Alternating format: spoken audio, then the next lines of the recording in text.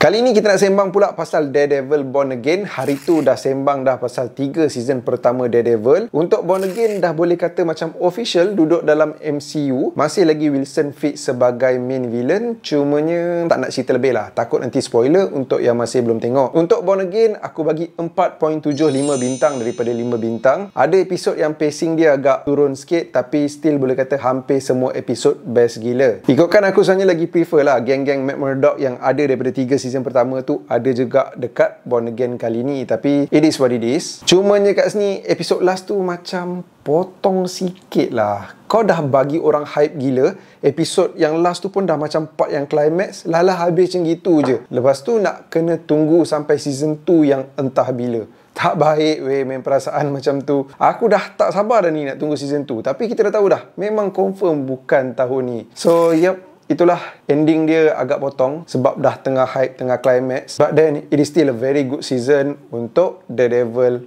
Born Again.